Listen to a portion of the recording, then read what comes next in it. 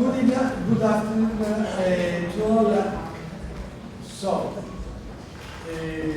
dato che la conferenza è in inglese, dirò prima io qualche parola in italiano. I'm so sorry, I speak for the students before in Italian because I studied English in a very bad school. I'm very come si può dire, preoccupato. Gli effetti, allora, intanto grazie, molte grazie anche a Caterina e Schioppa per aver organizzato questo incontro. E si tratta di un incontro interessante, molto speciale per la nostra facoltà, per gli impegni che la facoltà ha assunto sul piano accademico di collaborazione con la Cina da molto tempo. Noi abbiamo un agreement che è esteso a diverse realtà accademiche cinesi che è in qualche modo rafforzato da legami che vanno al di là diciamo, di una collaborazione formale, ma entrano anche nel merito di rapporti e di sperimentazioni articolate attraverso workshop, lecture, scambi anche culturali importanti. Recentemente, qualche mese fa, abbiamo fatto un grande convegno dove sono intervenuti i nostri colleghi della Cina, in particolare diciamo dell'Università di Gong, che hanno fatto in qualche modo capire quali sono gli interessi che abbiamo in comune oggi sui grandi temi dell'architettura, soprattutto quello che investe il destino, possiamo chiamarlo così, delle grandi metropoli nella prospettiva e nei problemi che il mondo globalizzato ci pone di fronte, che non sono certo comprimibili in parole semplici, perché sono problemi molto complessi. Dirò due cose che hanno a che fare con questa enorme questione che noi abbiamo di fronte. Allora, da un lato noi abbiamo il problema del tempo, perché il tempo è una categoria che con i processi della globalizzazione, soprattutto con i processi della digitalizzazione del mondo, è diventato un elemento molto difficile da lavorare, da comprendere, con cui fare i conti, perché non abbiamo più tempo, ma abbiamo più tempi compresenti, che naturalmente estendono e dilatano il registro delle interconnessioni e quindi anche dello scambio, e quindi da un certo punto di vista è un tempo, sono dei tempi che favoriscono aperture e contaminazioni che sono nel qui e ora, che sono nell'attimo, nell'istantaneità. Questa è la prima questione. Dall'altra parte abbiamo il problema dello spazio, che è uno spazio che invece, contrariamente al tempo, si restringe, si contrae, al punto da far capire al mondo che c'è bisogno di mettere riparo a questo restringimento dello spazio, che non basta alzare muri, chiudere dei cancelli, proteggersi, stare dentro gli spazi stretti per sentirsi più al sicuro. Quindi questa è la teoria contemporanea che abbiamo di fronte, con la quale l'architettura deve lavorare molto seriamente se vuole trovare una via di uscita e una prospettiva per la metropoli. Tanto sono contento che questo studio Vector Architects e Gong in particolare, che qui alla mia destra introdurrà attraverso i loro lavori. contento perché si tratta di una Cina diversa da quella che noi conosciamo. Basta scorrere anche non in maniera approfondita, ma i loro progetti. Io non ho avuto modo di studiarli, devo confessarlo approfonditamente, però li conosco da un po' di tempo anche, per capire che ci troviamo di fronte a una generazione di architetti molto interessante, perché lavora su un doppio registro di cui vorrei sottolineare in qualche modo la qualità. Da un lato, diciamo, lavora su un'idea che tende a togliere la maschera occidentale al registro compositivo e anche alla progettazione che noi vediamo nelle facciate delle grandi metropoli, soprattutto nei downtown, così come si presentano in tutto l'universo e la costellazione infinita delle grandi metropoli europee, ma anche transoceaniche. Sono appena stato recentemente a Tokyo e vi posso confermare che tutto questo è presente anche nel delicatissimo sistema diciamo giapponese. Questo lavoro che tende a graffiare, quindi a togliere una parte di questa maschera occidentalizzante che ricopre in maniera pervasiva le scritture che hanno una loro identità, una forte storia, è parte di questo loro lavoro. L'altra parte di questo lavoro che è molto interessante è che loro lavorano proprio per il primo motivo di cui dicevo, all'interno di una scala che prevede anche un registro e una partitura su una dimensione che non è necessariamente quella grande e che abbraccia per questo anche qualcuno che è presente in questa sala, mi pare che ha scritto un libro che si chiama Piccolo e Bello, un genere particolare, che abbraccia, diciamo, all'interno di questa dimensione un'altra delle categorie importanti per l'architettura sulla quale noi dobbiamo riflettere, cioè come si può scrivere anche un paesaggio o si può sovrascrivere all'interno di un ambiente che ha come obiettivo il far permanere il respiro della terra con piccoli interventi mirati, dare un segnale forte, importante, potente, altrettanto potente di quella che è per molti riconosciuta l'architettura dopata che si serve delle sue energie linguistiche globalizzate per poter affermare la esistenza di un oggetto nello spazio con tutto il suo vigore e tutta la sua potenza. Questo mi sembra una lezione importantissima che tra l'altro abbraccia in maniera trasversale le discipline del progetto che sono presenti all'interno del nostro Dipartimento e che diciamo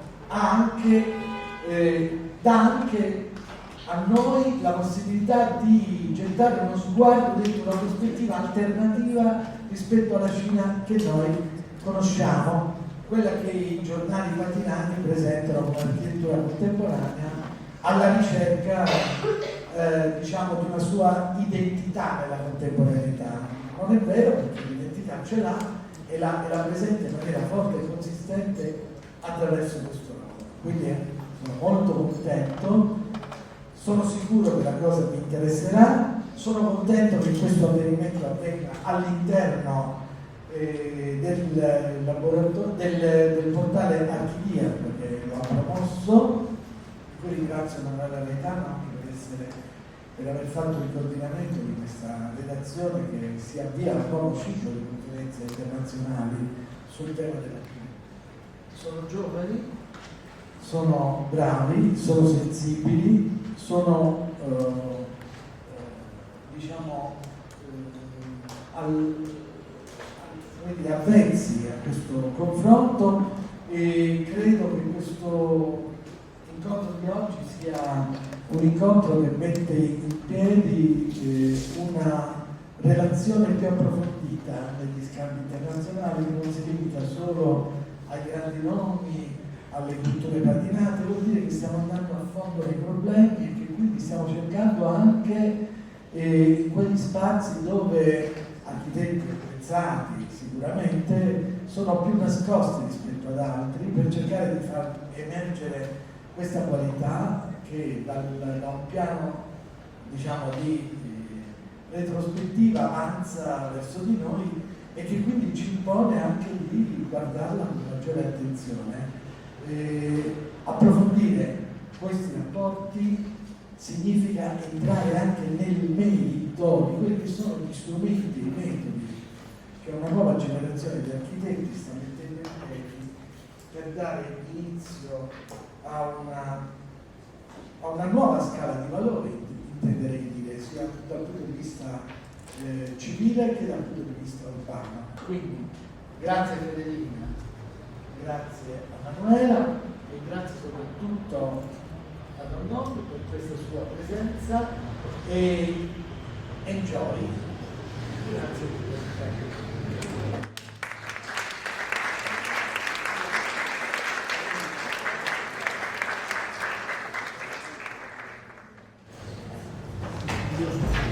cercherò di essere brevissima. Innanzitutto voglio dire una cosa, che questa giornata mi apre il cuore, perché in quest'aula, non so se in molti casi penso si tratti delle stesse persone, ma in quest'aula siamo stati riuniti stamattina per ascoltare le parole di Walter Veltroni, oggi ci ritroviamo dopo poche ore ad ascoltare Gong, quindi sono quelle giornate in cui devo dire avvengono delle cose che mi fanno sentire felice del lavoro che faccio e spero anche che facciano sentire soddisfatti gli studenti che partecipano a questi eventi, delle opportunità che noi cerchiamo di dargli. Vi ringrazio per essere venuti, ringrazio soprattutto gli studenti che credo forse siano cinesi, vedo parecchi studenti che probabilmente vengono dal paese del nostro ospite che stanno partecipando a questo pomeriggio che, come sapete, è organizzato dalla redazione di ArchiDiAP. Faccio una precisazione appunto per gli studenti perché non tutti lo conosceranno. ArchiDiAP nasce da un'idea, nasce ben prima di me, nasce da un'idea di Orazio Carpenzano e di Fabio Balducci ed è stato diretto prima di me da Donatella Caterina, per cui presente e che ringrazio per il punto in cui l'ha portato fino ad oggi. Nasce con lo scopo di condividere l'architettura in un senso molto ampio e quindi attraverso un sistema, una piattaforma web che io penso che molti di voi abbiano già navigato, che permette di caricare in maniera autonoma le opere, quindi si rivolge soprattutto a quei studenti affinché appunto implementiate la quantità di materiali che sono su questa piattaforma, ma anche per esempio agli studi di architettura che potrebbero decidere di caricare proprio i loro lavori. Stiamo lavorando attualmente in lavorazione a una sezione di questo sito che si rivolgerà invece direttamente ai dipartimenti di architettura, con l'intenzione di permettere uno spazio di caricamento autonomo anche ai prodotti delle ricerche progettuali, per fare in modo che la presenza del progetto in rete riesca a diventare sensibilmente più numerosa e quindi a competere con la grande presenza invece di opere che sono effettivamente molto presenti nei database di architettura. Ora, accanto a questa funzione quindi di divulgazione via web, ArchiDiAP però si è posto dall'inizio la missione anche di organizzare eventi, di organizzare conferenze con ospiti internazionali, e a partire da questo lavoro abbiamo deciso con Caterina Schioppa e con Federica Moggia, che si occupano della sezione degli eventi, abbiamo deciso di alternarli anche ad ospiti nazionali proprio per definire un bilanciamento nella speranza, diciamo così, di animare un confronto, un dibattito che ponga la nostra architettura su un piano di relazione e confronto con realtà fuori del nostro paese. Siamo onorati, molto onorati, poi due parole me le fate dire in inglese, alla fine tanto sto finendo, ma siamo onorati di ospitare Gong, che è partner dello studio Redazione Architects, poiché a mio avviso effettivamente quando Caterina ce l'ha proposto io sono stata molto contenta, perché la trovo una delle realtà internazionali più stimolanti. Anche io ho un accordo di collaborazione internazionale con la Cina e devo dire che spesso da questi nostri viaggi si torna con delle impressioni un po' parziali, no, di queste, mentre invece ci sono delle realtà che sperimentano su dei piani che sono tutto sommato ancora anche molto vicini vicini a quelli che sono i piani interpretativi dell'architettura europea e dell'italiana in particolar modo. Loro lavorano moltissimo su un'interpretazione della modernità che cerca di passare per alcuni elementi rivisitati delle tradizioni costruttive locali, dello spirito del luogo, quindi tutti i temi che noi come italiani chiaramente abbiamo masticato e continuiamo a masticare nel nostro lavoro. Si tratta di un cambio, secondo me, di paradigma nell'architettura cinese contemporanea che ha ben definito lui stesso in una intervista, in una recente intervista in cui ha detto che l'architettura è un medium, nel senso che è solamente il mezzo che noi usiamo per rivelare l'energia dei luoghi.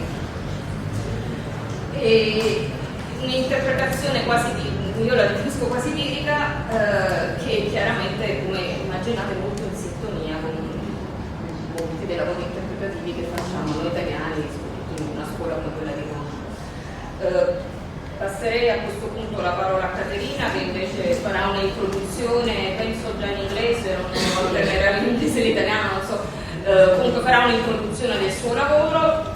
Permettetemi soltanto un brevissimo ringraziamento nella sua lingua, ma aiuto anche con quello che ho scritto. I just made a very brief presentation in Italian concerning the website of ArchiDiAP, but mostly concerning the reasons why we wanted to meet you here today, which was due because of the particular way typical of editors work of interpreting the energy of places, as yourself said in an interview, as if architecture could be just a medium to reveal the spirit of places.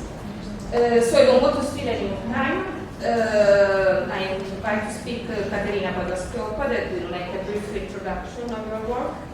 But let me please before to thank you on behalf of the whole ArchiDiAP editorial staff for having accepted our invitation and for being here today with us.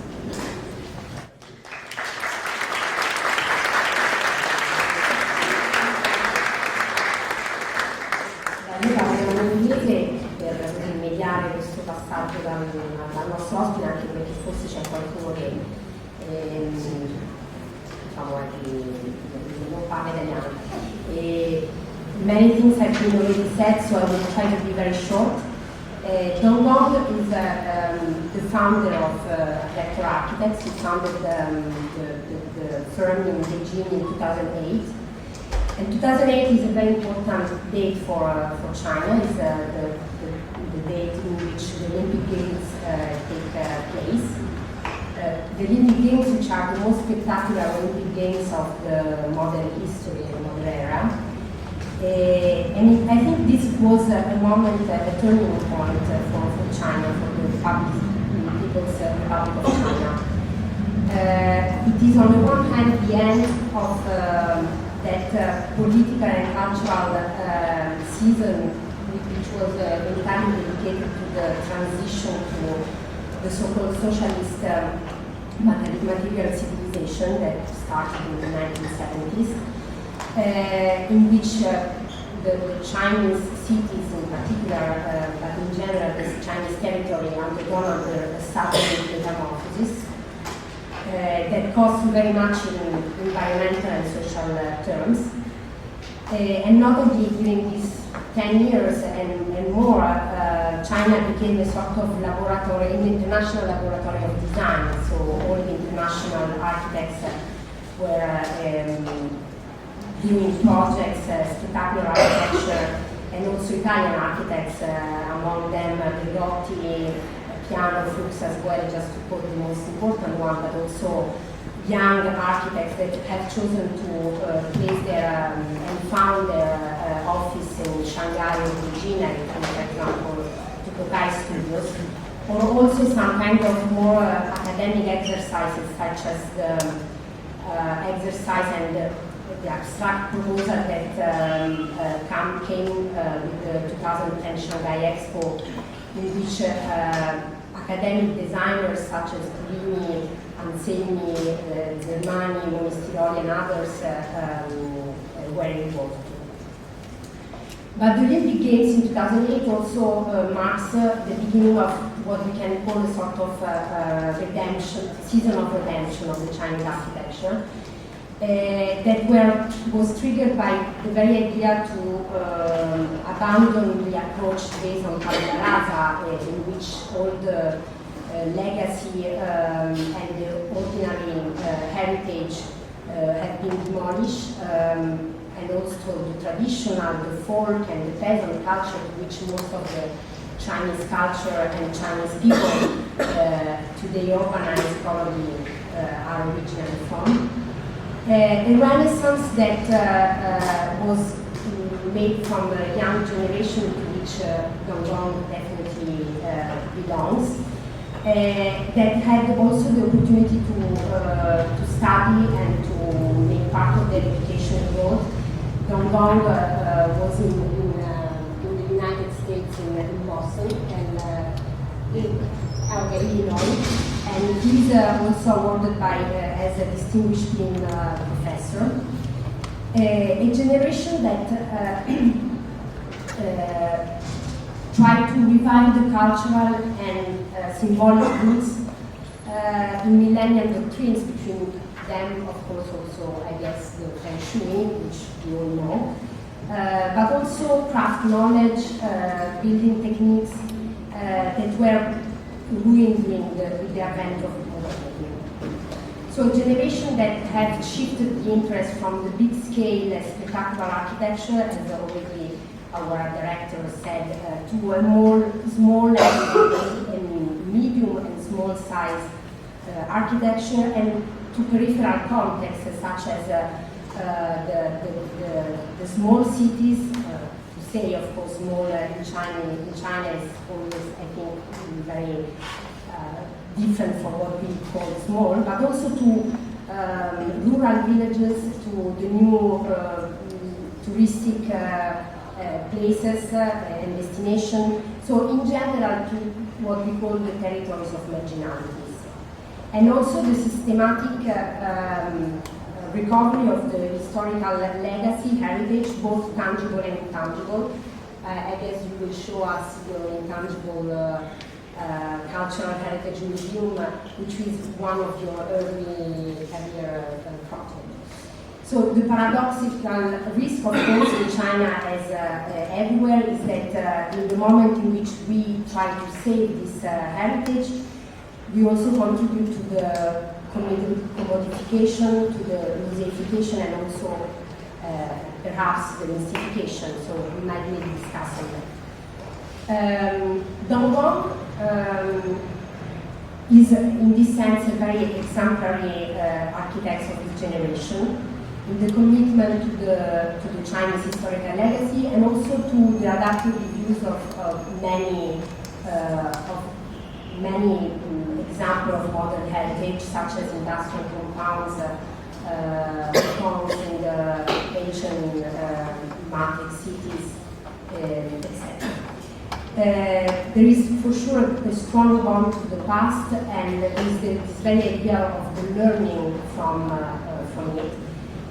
His architecture is a very interesting interpretation of traditional typologies such as temple, courtyard houses, and in general additive structure. But coming to a very interesting also reinterpretation and reinvention of new typologies, which we call hybrid typologies. What is very interesting is the way he established time to time a very measured dialogue to the context through strategies that can be very different. In some cases, he reacts with pure forms and semiotic architecture, but sometimes also with organic forms that are unfolding into the landscapes. And this, I think, is confirming the way he doesn't start with a stylistic ideology, but he has rather an approach based on honest and very experimentation, formal experimentation. So I will conclude saying that Gong architecture embodies a sort of classicism. The space seems to be generated by hidden numeric principles determined by anthropometric order, and Gong reaches really an aesthetic parsimony, which is a sort of nakedness with both structural and symbolic meanings, but also to a great poetic intensity. So thank you very much for being here, and I just let you go.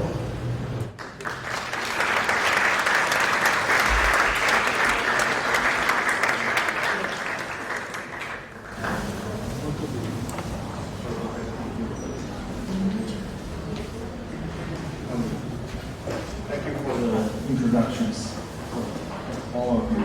Even though the Italian part I don't understand. That sounds nice. It's a great pleasure to be invited. It's a great building. Great day. It's a little bit warm. All right. So, yeah, I think as you, all of you may know, that China right now it's in a very specific time. I believe in the modern history or contemporary history. It's a very unique transition, and I believe it might pass very soon. In the past 2 decades, I think we have encountered some very serious issues. Of course, when the nation is rising, a lot of problems will come along. And my topic today actually is regarding a very specific issue, but it's very critical in China right now. It's about the topic is new into old. I don't know how much you know about China, but in the very beginning of my lecture, I will give you a sense about, during this process of urbanization, what we have experienced for the past 2 or 3 decades. This is some pictures showing what's happening now in China. But I have to say, today the situation has been a little bit different already, because the consciousness of the society start to be critical about, we demolish a lot of old buildings, the trees of our life, and also the city. So is that the way we try to build up our living environment? And that's a very serious question. But the picture showing my PPT, the first couple of pages, showing that for example, 10 years ago, 15 years ago, this is a typical situation in the Chinese city. As you can see that this old district has been just demolished right away, and then this new gigantic modern buildings as a replacement. So change the entire city structure and also the urban context. This is also a similar condition. But just replace this gigantic volumes with this anomalous, we call this like a European style because sometimes you have an arch here. That's the situation. And even the building is like a huge wall to block the entire city. So I'm a Beijing people. I was born in Beijing. This diagram showing you that the expansion of Beijing. This is the city back to 1950. And this is the same scale. And to 2000, the city already become like this size. It's the same scale. So you can imagine that how fast the city has been expanding. But this picture is even more interesting. This is the old map right after the liberation of China. So this is the capital of Beijing, the yellow part. And this is today's Beijing. And these are in the same scale. So, in the old Beijing, we have the famous city wall. Is this boundary here. But now the city wall has vanished because we demolished it. And we actually changed the city wall to we call this the second ring of Beijing, which is a very important expressway. But now we already have the 6th ring, and we're building the 7th ring. So just give you a sense. And this picture, actually, the first project I'm going to explain in my lecture is right here. This is a particular location in Beijing, to the west of the city. In the 1950s, when you look to the west, it's just the suburb. It's just a vast landscape.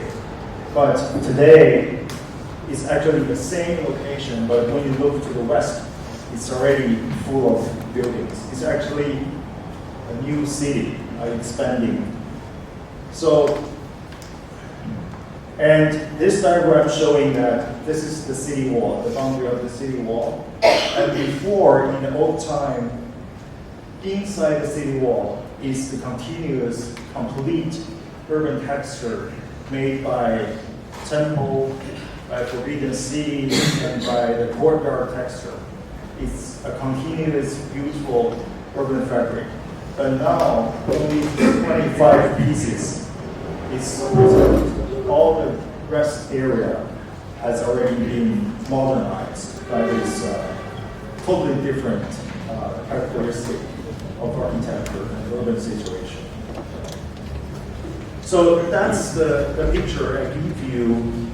I think it's about, in the recent 5 years, or even with a shorter time, for example, 3 years maybe, more and more people start realizing we have encountered very serious issues.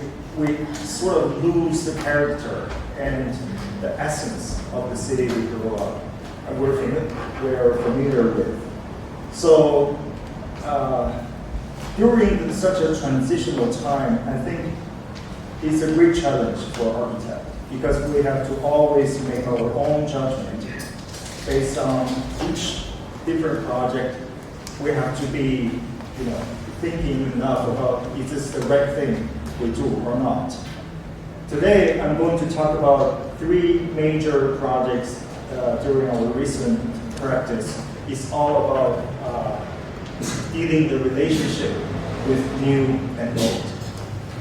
The very first one is actually inside the Beijing Old District. We call this courtyard fabric. So the right spot is Beijing. So China is such a huge country.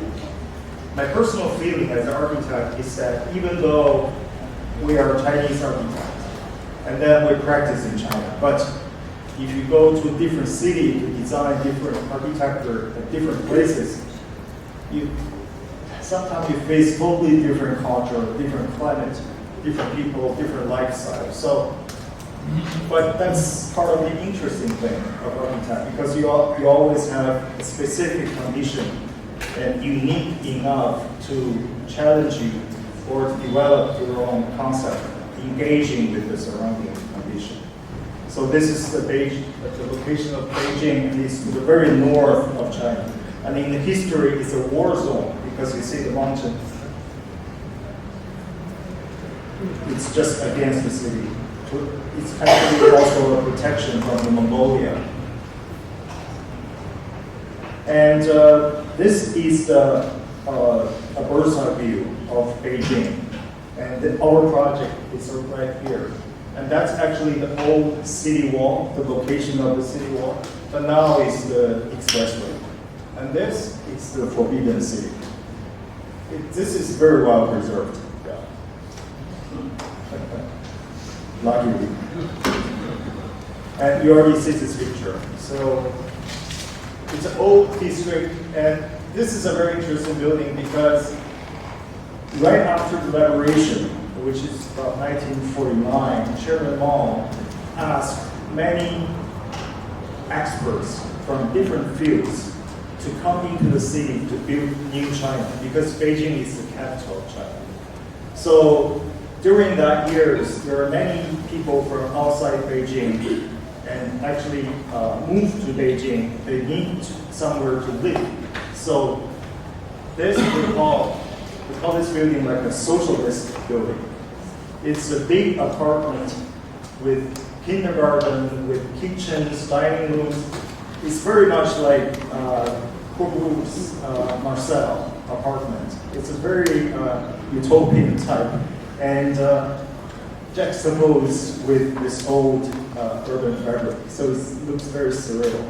And our site is actually right located in this neighborhood. This is a map. It's from 300 years ago, from the Qianlong, who is a very famous emperor during the Qing dynasty. And this map basically describes the urban fabric back to 300 years ago, which is old Beijing. And you can see that's the city wall. And that's the gate for the military purpose.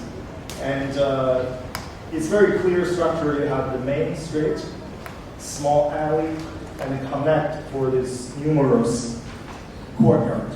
Courtyard is the typical living unit for one family for old Beijing. And for me, that's almost like the dream place to live, because you have your rooms surrounding exterior space, so you have your own piece of sky, and you have your own piece of earth. And normally you will have trees, vegetations inside the courtyard. So it's really about artificial and nature. I think that's a very harmony relationship between the humankind and nature. But as I explained, because right after the liberation, there were many people coming into the city, the population started growing drastically. So the light gray, it's a little bit not that clear. Basically, the light gray is the original texture of the city, but this black blocks is actually the addition spaces inside the courtyard. We call this the cluster courtyard, because before, one courtyard is only for one family. So it's a perfect relationship between the publicity and the privacy. But now, we don't have that condition anymore, because each yard, most of the courtyard in this bypass district, which is the name of the district, has to be shared by 5 or 6 families. So it changed the living condition in a very bad way, actually. So this is a diagram showing the original texture of the courtyard district. And you see the density has changed after the recent 20 or 30 years of this additional space built inside the yards. And then it's actually the local residents built such spaces by themselves without any permission, because this is their daily living space. They don't need that permission to build this kind of stuff. So this picture showing you the original quality of the courtyard. So you can imagine that all your family members is actually living around the yard, and you have a piece of very quiet, tranquil space in an urban setting, and then you have your own vegetation. But this is actually the current condition for a lot of courtyards housing. So the additional space I was talking about is all these structures inside the yard. There are small kitchens or small bedrooms, because they don't have enough space to live. It's just very natural phenomenon, actually, inside the district. So before you enter yards, you have your piece of space, but now it becomes a very narrow alley. So totally you lose a kind of privacy when you live inside a courtyard. And 70 or 80 of the courtyards has been transformed to this condition in Beijing. So our design task is actually, this is the original courtyard, but this is the cluster courtyard. What we're trying to do is, we have to face this condition. This courtyard we're working with is actually belonging to the government. It's a dormitory shared by 5 families. And the government was able to give them other places to live around this neighborhood, and they want to empty this courtyard and transform this courtyard to some public space to energize the local neighborhood, to create some public social life. And so that's the design program. And in the very beginning, when we've been through a series of design comparisons, just try to find the appropriate design solutions by all these sketch and models. And this is very close to the eventual layout. So it's a very small courtyard, actually, only 200 square meters, together the yard and the interior space. But inside the courtyard, there's a series of functions. That's the reason why we call this a courtyard hybrid. It's a mix of functions. We have to leave these two corners for the future rental space, for the workers, for some professionals working around the neighborhood. So it's the leasing space. But because we're trying to create some public space for the neighborhood, we leave the central room for a public coffee and lunch. And this part is still outside exterior space as a central yard. And to set up this privacy, we actually leave these two very small yards to separate the private space and the public space.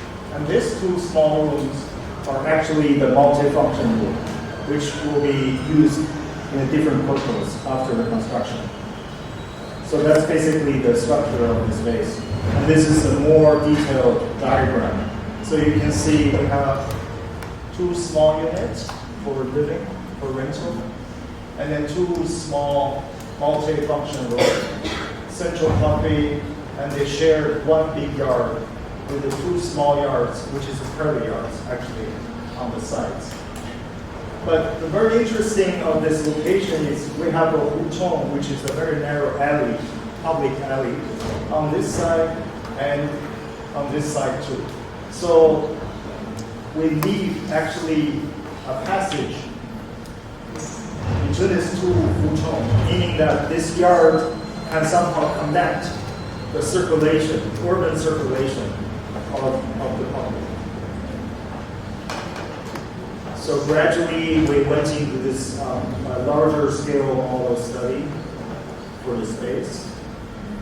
Basically, that's so between the traditional courtyard and the cluster courtyard, that's our layout, basically. It's a axonometric showing you that the space underneath and the structure system, which basically is the two kind of structure, because we have to rebuild this part complying to the local code, because that's the main building inside along this urban fabric. But these two parts, we can use relatively more contemporary structure type, which I will explain later. Yeah. So you can see that's the model showing you the two systems of the structure. This is the traditional gable roof timber structure system. And this is by a laminated bamboo, and it's like a waffle beam structure system. So it's like a juxtaposition of the two systems representing the old and new. Some sketches during the design process. So that's the two major structure systems. This is traditional, and that's actually designed by us, the architects. The reason we use this new system because we have to try to build this building within a very limited time frame, and also we have to reduce the disturbing the neighborhood. So the new structure system, which is the laminated bamboo structure system, we can prefabricate it in the factory and then ship on site and assembly on site. So that will give us a lot of convenience to build this up. And the laminated bamboo is all plate. We use this copper bracket just to hold them together to be column and beams. Well, it's a sad story. During the construction drawing process, one day the client called me and said, "Gong, we changed our mind. We want to eliminate the two living units in both corners because we think it's very hard to operate later on. We don't have, because they're the government people, they don't have the professional, the resource to help them to manage those. So they said, why not we just leave this space empty as a public exhibition space, and we can collaborate with Beijing Week or Beijing Design Week or something like that to have a different kind of events, public events to take place here. Well, it's a sacrifice, but I think it's okay. So that's a big change. From the quality of the space, I think it loses a kind of relationship between the small yards and the living unit behind. But, we just have to accept. But that's not the end of the story, which I will explain to you later on.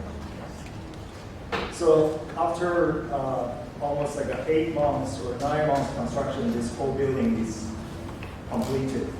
So this is, which is the traditional gable roof structure, with the tile roof.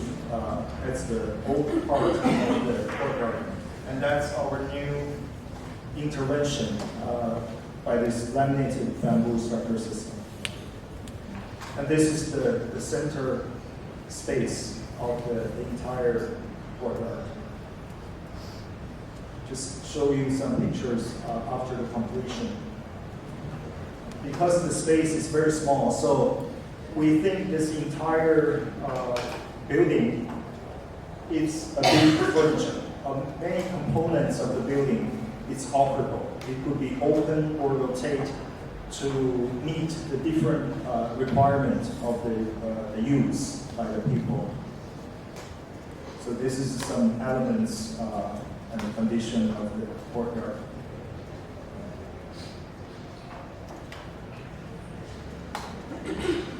See, the shelf is rotatable to manipulate the layout of the space.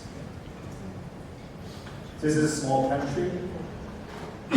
It's also a rotatable furniture. That's the passage I mentioned, and connect this courtyard to both sides, to both corners of the huchong. This is the main entrance of the courtyard. It's also a sliding door, and also the door could be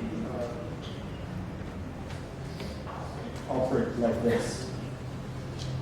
The centerpiece of the yard.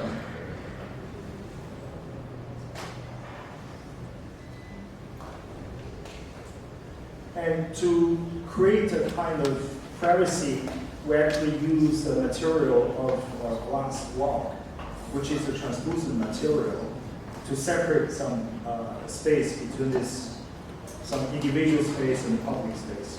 So this component here is made by this glass block system. It's customized, actually. We work with a local, very small factory to customize this material.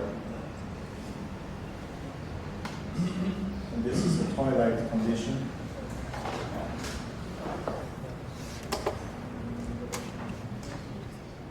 So in one of the directions, the space is very transparent. You see layers and layers of space evolving in front of you. But in the particular direction, the glass block is translucent to create a certain privacy of the space. Yeah, that's basically the overall urban texture and with our design in the middle. So after the completion of the yard, the client called me again and said, we are very sorry, Gong, because we rent this entire yard out. So it's no longer a public space. We signed a 5-year lease with a private agency, which is a children educational agency. So in the very beginning, this whole space is supposed to be designed for a public space for the neighborhood. But as a result, it's becoming a private, very expensive rental space. This is, for me, it's a sad story for architect, but it's actually quite normal in China because the client always change their mind. But fortunately, it's 5-year lease. So I hope that after 5 years, maybe the space could be reopened to the public. They actually set up only one exhibition after the entire completion. That's the condition when the exhibition is holding inside the space. And they work with the Beijing design wing, actually. So that's the first project. The second project is in a very different location. It's to the very south of China, which is in Fujian province. And it's a renovation of Captain's house. The house is located in a very remote village. It's a fishing village, actually. As you can see in the map, this red spot is the location of the space. So remember that Beijing is over here. So which one is to the very north of China, and this one is to the very south. And this is Taiwan. So this village is the closest land for the mainland China in relationship with Taiwan, geographically. And that's a closer view of the map of the whole village. So it's in a peninsula, and the right spot is the location of their house. It's the captain's house. And that's the Taiwan direction. But very interestingly, as you can see in the map, this house is located in the narrowest neck of the whole land. So this actually gives us a very interesting condition when we work on the design project. And this is the port of the village. And this is open ocean. Because every summer, the hurricane will come from this direction. So no boat could be parked within this area. So this is a safer zone for the village. But this direction has a fantastic landscape view, which I will show you later. And that's the village, actually. That's the entire village, and this is the captain's house before the renovation.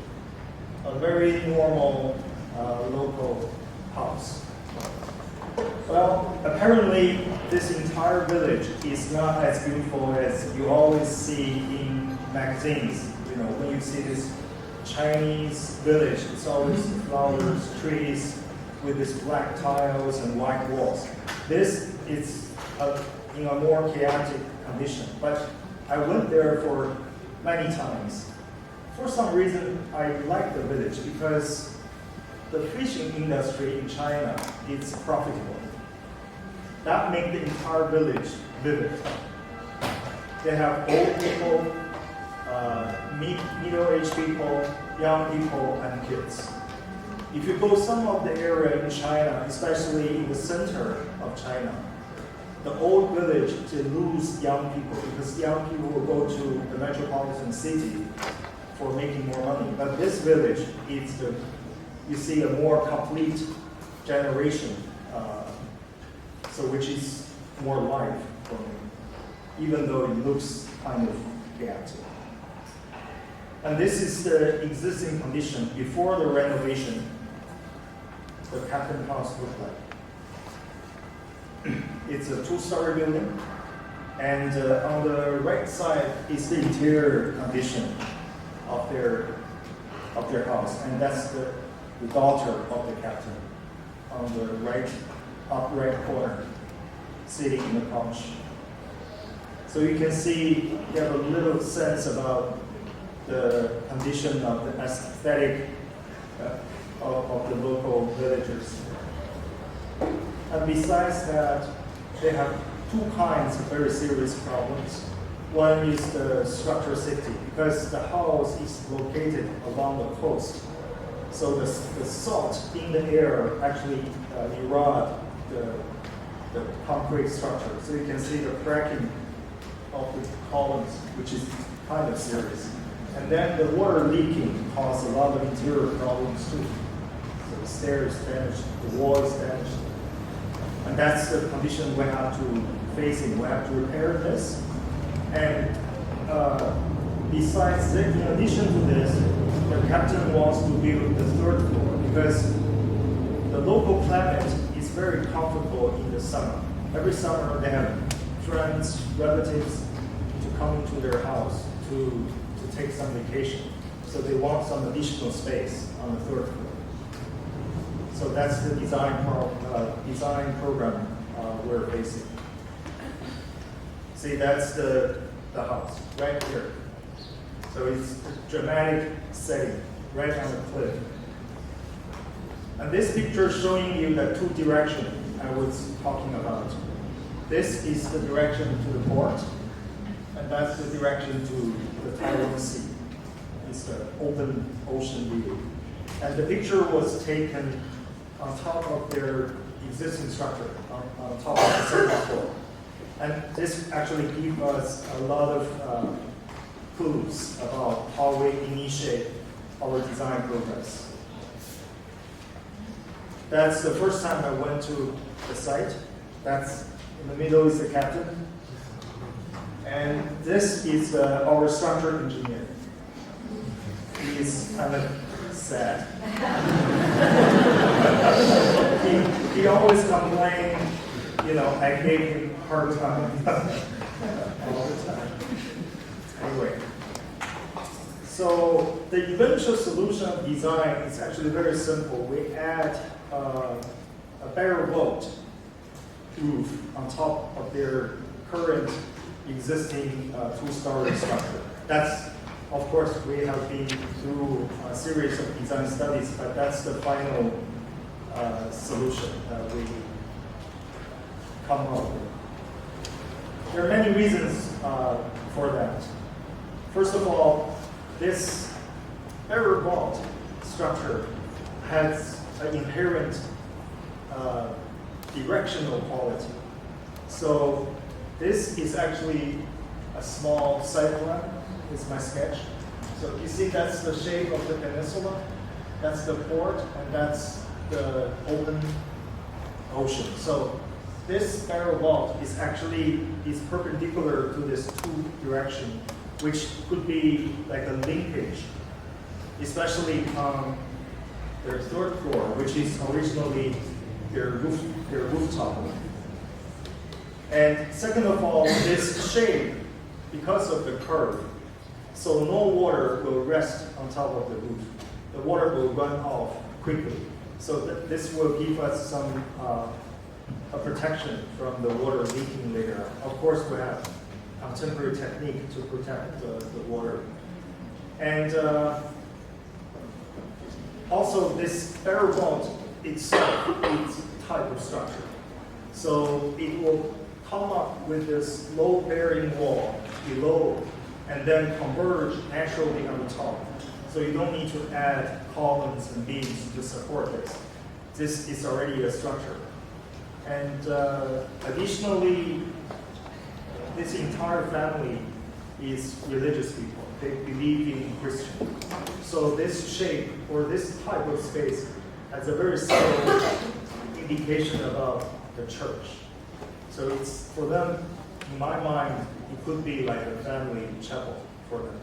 So there's a series of reasons that why we select this type of space. And the solution of the structure, because of the current structure problem, and also we have to add the new floor on the top. So the structure is a very critical issue in this design progress. Eventually, we work with the structure engineer to we make the decision that the red lines are the new layer of 12 centimeter concrete attached to the original masonry brick wall to reinforce the existing structure system and also to support the floor at the top, which is over here. And we actually leave a very narrow gap between this existing two-story structure and the new floor, which is the third floor, to indicate a relationship of this new and old.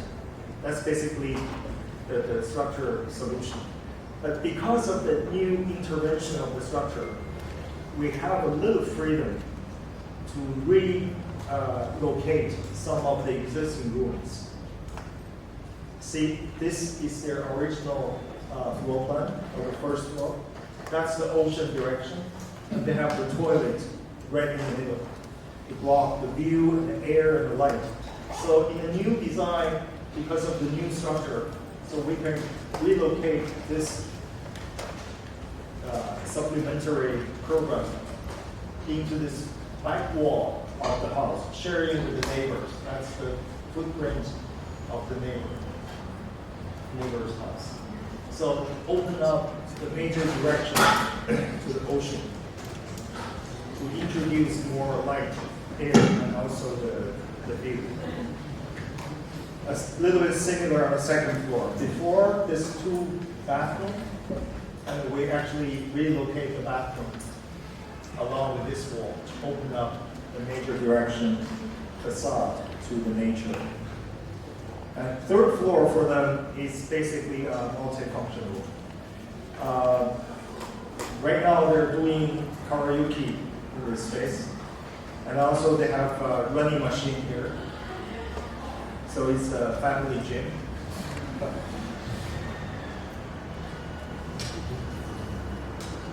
They're not poor people, by the way, because of the captain and also the fishing industry, very good profit.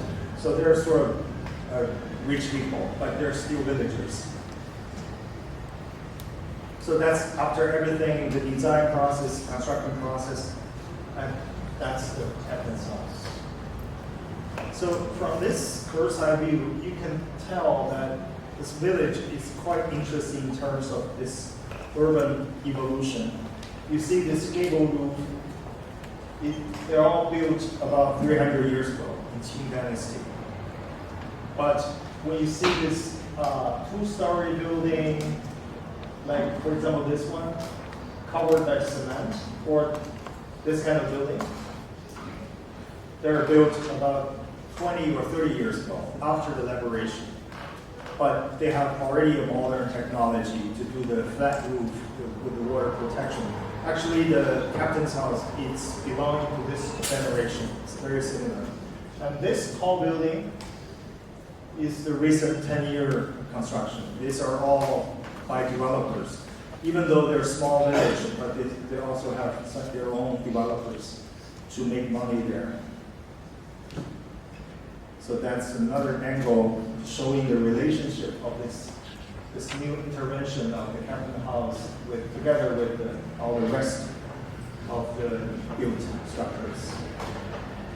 And in the daytime, it's more blending into the context because I guess maybe because of the selection of the material.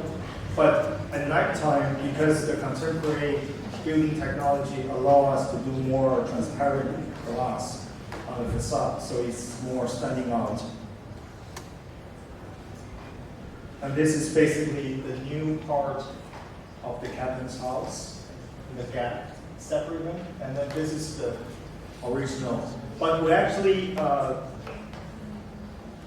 reinforced the original structure, and also we put a layer of paint on top of the old house. But whenever we have this old brick, we make the paint as thin as possible, just to give a little bit trace about what the house was like in the old time. That's basically the strategy of how we deal with the facade. That's another shot from the west direction. That's from the very old alley. You can see this old housing built 300, 200 years ago, together with this new Captain House renovation. I will show you a movie. Can you hold on this? To give you a sense about how this building was constructed. It's a very short video clip.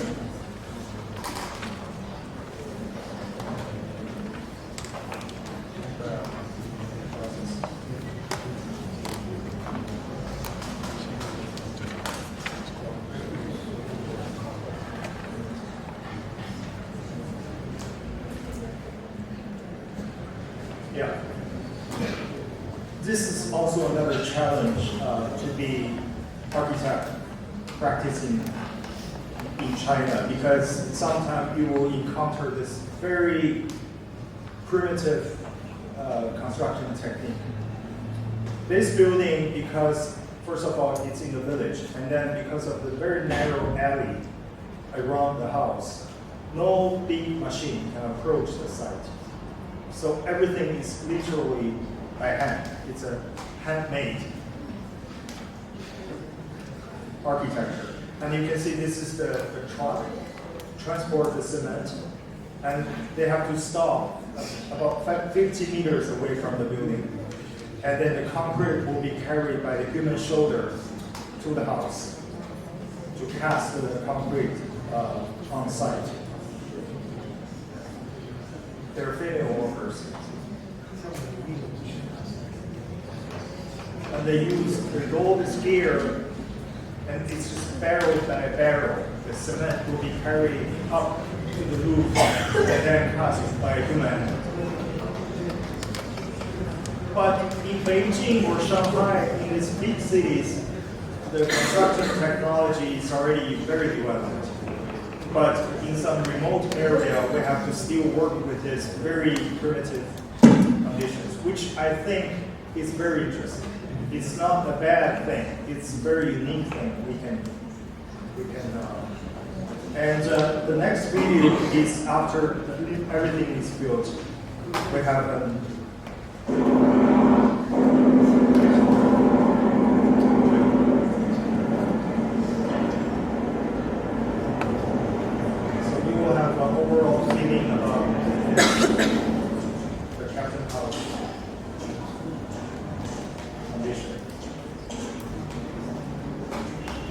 this is the local village.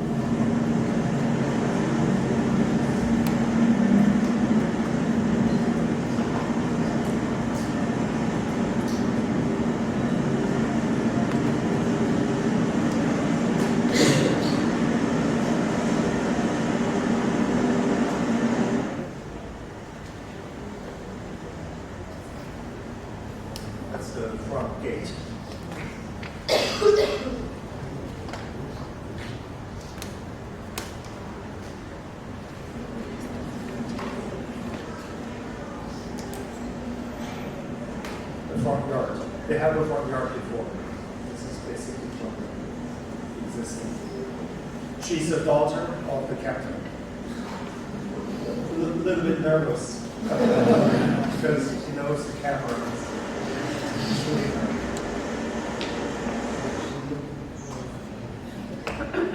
This is my gift. The model for the captain's house. So the first floor is basically a small lobby for guests and a dining room over here, and then a kitchen area.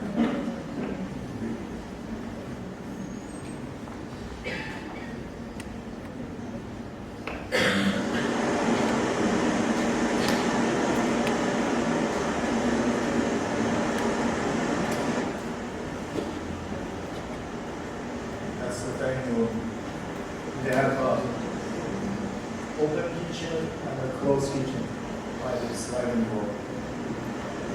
It's a much better living condition than my side.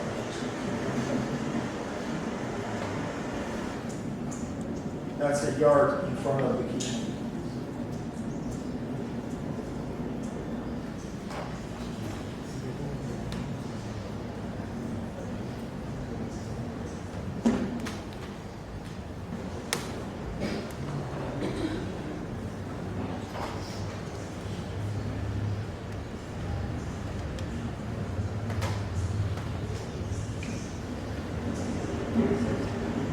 The second floor is the space for living rooms, bedrooms, and a small study room. That's basically the second floor. That's the corner of the study room.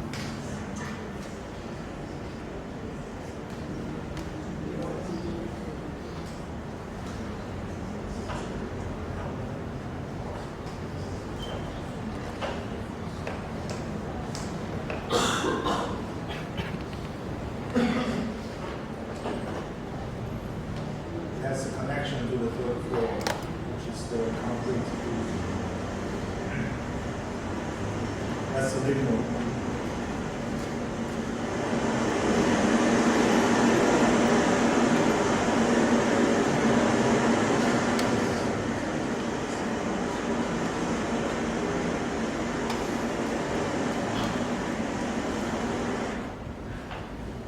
That's the daughter's bedroom.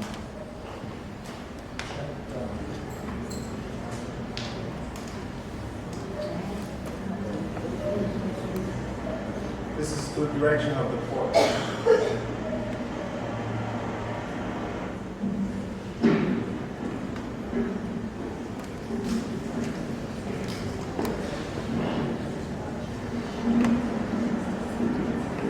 This is the third floor, which is the new space. So below is the space for the daily life, but here it's more spiritual.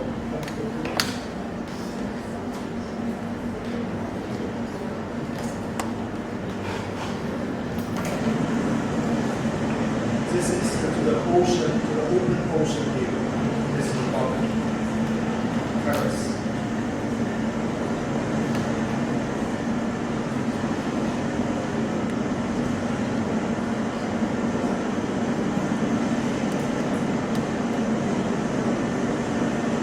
Actually, in the sunny time, you can see Taiwan very close. And back to 30 years ago, it's still in the military condition. So the entire village is tightly controlled by the military. But now it's much more relaxing.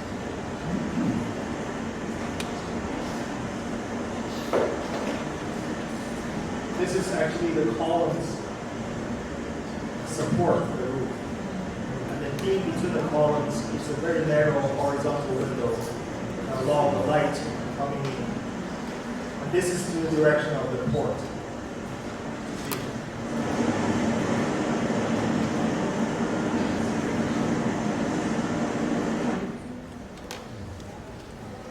This is the mezzanine level of the third floor.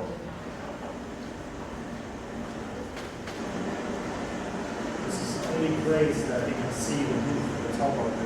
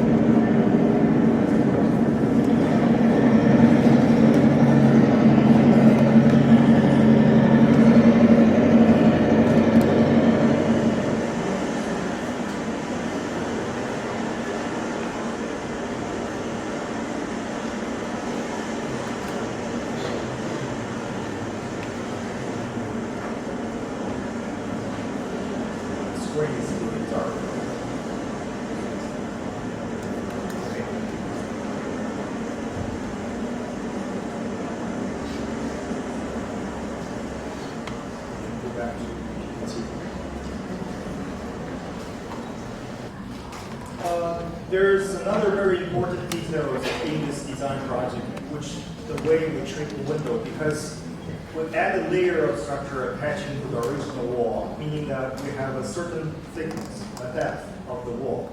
So we can play with it. We interpret each window is not only a cut opening in the middle of the wall, but it's an insertion of a small space. So some of the window is a table, some of the window is a couch, for example, or some of the window it's a desk. So this is some sketches in the design process showing you the tectonic details. For example, that's the living room, so the window becomes a couch. And we have this operable pane inside the window system. Each operable pane is always opaque. It's made by the wood panel. And we try to pull this operable pane into the space so it's convenient for your arm to control.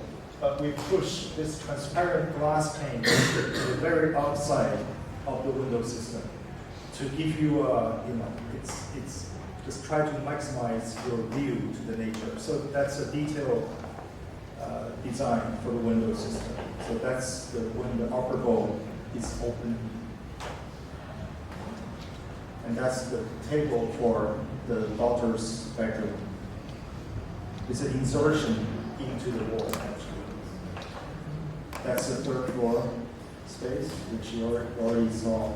And this is actually definitely is a separation of the facade, but also it's also a structure member to tie the arch not to split to the outside. So it's actually a tension member of the structure.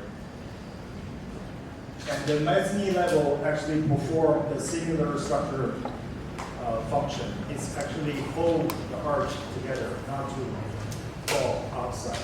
So that's the mezzanine. Also, it's a mezzanine level floor slab. It's a little bit dark, but I guess it's okay. That's after the completion of the project. The captain and his wife treated me karaoke. Karaoke is everything. It's hospitality to the architect. Last year, which already 2 years, I think, after the completion of the project, I received a series of pictures from the family. But for me, truly, I feel a little bit difference of their, the status, the condition of their living inside the space before the renovation and after the renovation. So I think the space has the power or has the capability to establish a kind of dignity of the regular people. See, they wear in black when they take pictures. So it's more like an architect. They're happy. All right, so this is the second project. The third one I'm going to present today is a hotel project. It's Alila is the brand of the hotel. It's from Singapore. It's the Asian brand. And the location is in Yangshuo, which is a very unique location in China because of the beautiful landscape of the local area. And again, this red spot showing you the location of this project together with the map of China. So to the very south part of China. And the Capital House is here, and Beijing is here. So it's also belonging to the very south area of China. This is a closer view. This is our site. The red line is the property line of the project. And this is the famous river, Lijiang River. In China, we have the word Lijiang River is the very top water scenery in China. So Lijiang Shanshui Jiapingsha is the Chinese word. So from this picture, actually, you will notice that there's a lot of mountains around the site. So it's literally a mountain water setting. That's the site here. And that's the mountain, and this is the Lijiang River. Besides this unique landscape condition, we have another very important factor in this project. Is this existing factory. This factory was a sugar mill factory, producing the sugar. And the factory was built in late 1950s. But during 1980s, Chairman Deng Xiaoping visited Lijiang, and he took the boat along the river. And in the very same day, he said, this Lijiang is beautiful landscape. We have to protect the environment. So in the very next year, all the factories along the river were shut down. And the sugar mill factory was one of them. So that's the efficiency of the government, of the system. But this is another angle showing that this is the factory, and that's the surrounding landscape. And this is an interesting picture that this is actually the military magazine of China. The sugar mill factory was on the cover. So which means it's a very important building at that time. And this is 1972, which is the year I was born. So there must be some relationship between myself and the factory. And fortunately, because of the location of the factory, it's not inside the county. It's actually in the suburb. It's about 3 kilometers away from the center of the county.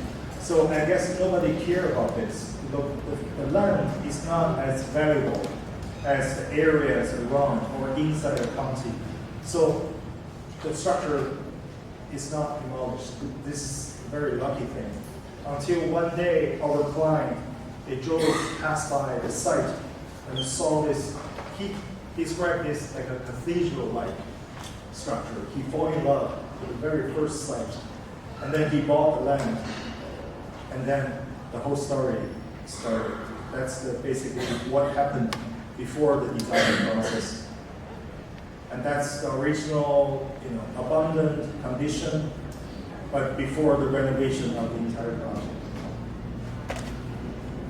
Because we have to deal with the old structures, so we find out the original construction drawings of this factory, which was done back to 30 or 40 years ago.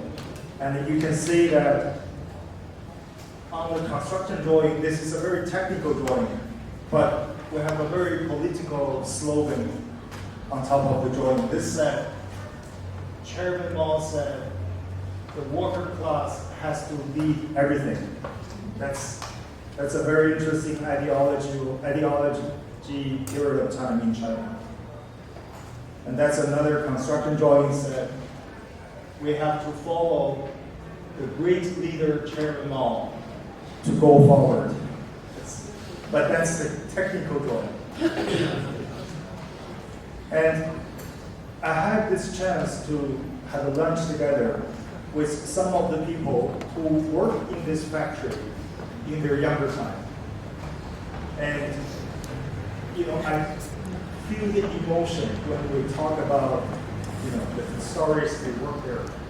And one of this guy even cried when he memorized his younger time. Because back to 30 years ago in China, if your family have a member to be able to work in this kind of governmental institution is an honor.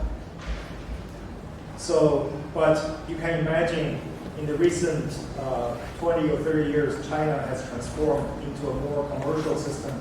So they feel lost. to some certain extent. But for me, this is a very important lunch because I feel this connection and the emotional attachment between this local people and that physical abundant structure. So it's a very interesting connection actually for us to start the design process. And normally when we go to the site, we'll do this kind of sketches to be familiarized with the existing site. And it's not the painting. Sometimes we started the design idea right on the site because it's the more direct, more honest feeling when you stand on site and to feel the environment and to think about the strategy of design. See, that's the sketch we did on site. And it already has a very initial feeling about how we deal with this new intervention of architecture to the old setting of landscape and together with the factory. That's a master plan. In the very early stage, it's one thing very clear in our mind is that no matter what we do, this old cluster of the factory building will still be the center part, dominating the whole site. So we try to lay out the new volumes of the hotel alongside two wings and together to make this complex. So the old part is still the dominant factor of the entire site. That's the very first stage of how we come up with the design idea. We do this design study, try to find a more appropriate solution in terms of the master plan. Some initial sketch showing the landscape and the architecture, the relationship. So basically, the new architecture is a very simple form and it's horizontal. We try to keep this geometry as simple as possible because it's coexisting with the old structure. So this old structure is still the dominating role. And also the landscape is very vertical and the mountain around the site. So this horizontality of the new building will work together with the verticality of the natural landscape, natural mountains around. Some design study in the progress model. And gradually some idea about the space start coming up. So we actually try to build a continuous pathway inside the new volume to give the possibility to the people to perceive the surrounding landscape with different height. So the path is actually always, it's like a climbing up pathway inside the new volume of the architecture. Some sketches during the process, some model study. And during the passage, we actually set up 3 public terraces along the pathway, somehow inspired by the local geographical features, this cave-like space. And because of this characteristic of the mountain, the rock is very soft. We call this a karst mountain. It's the term of geography. And when people try to cross the mountain from one side to another, normally they carve out this very narrow passage inside the mountain. So this actually gives us some inspiration when we design the new system of the pathway along the new building. And the good thing of this carving out is that we still can keep the form as simple as possible because everything is inside. So meaning that the simple geometry will work together better with the old structure of the factory. So that's basically the diagram showing a continuous pathway connecting 3 terraces along the way. That's just more detailed schematic model. So basically, the old structure is here, and that's the Lijiang River. This is a central reflecting pond. This is the new volume of the typical room, and that's the villa part. So basically, that's the whole site plan of the context. And this is the main entrance, the gate of the hotel. So the new volume is actually acting like a wall to block this garden from outside driveway. That's another angle of the model. The master plan. So that's the new volume on this side, and this is the villa part. This is the new volume too. And that's the cluster of the old factory. That's the Lijiang River. And this is the truss from the old time to carry this sugar cane from the river, transportation, the boat, for example, and then to the factory. So this is an original truss, but we transform this place into a swimming pool. And the old factory right now is the restaurant, library, coffee, bars, this kind of supplementary program for the hotel. Normally, in the early stage of the design process, this is still in the schematic phase. We already started this tectonic detail study, try to interpret the materiality in relationship with the space. So this is not the later stage of design. It's in a very early stage. We have to think about this kind of construction detail and the structure detail as well. And we will do some large scale models to test this exterior facade. The major material for this building is a combination of the concrete block, which is customized, together with a local stone, a kind of local stone. You will see some detail later on. That's a closer view of the study model, the light condition. And during the design process, this is the one-to-one scale model, but not made by concrete, of course. This is made by form. It's inside office we made by ourselves to test the scale and the transparency and opacity about this material. So this is a mock-up. And then later on, we went into the manufacture process, and then the client worked with us very closely, trying to find the right manufacturer of the material. We have been searching for almost half a year around the nation, but eventually we gave up because the price is too high because of this kind of customization. And the solution was the client opened up their own factory alongside the site. It's a very small factory, so everything is possible in China. So I think it's a very smart idea because, it's very close to the site. So no matter there's some additional needs from the construction site, they can quickly do it. And also they can change the size, and if there are some pieces broken, they can replace them quickly. So I think that, and very importantly, it's much cheaper. So that's actually in the client's factory. It's a small workshop.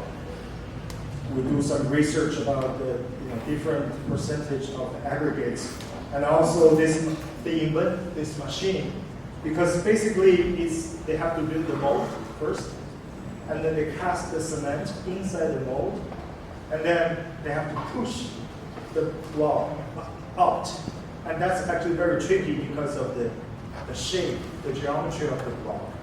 So they invent this very rough machine. I have some pictures later. I'll show you some detail. And that's the mold, the plastic mold here. And they start putting the cement inside the mold.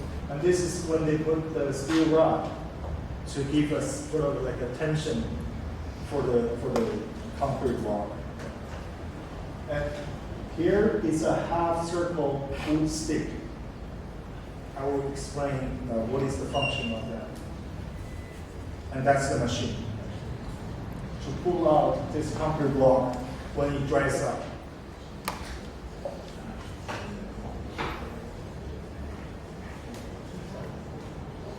See, that's the wood stick. And then there's the process of stacking to resist the lateral force.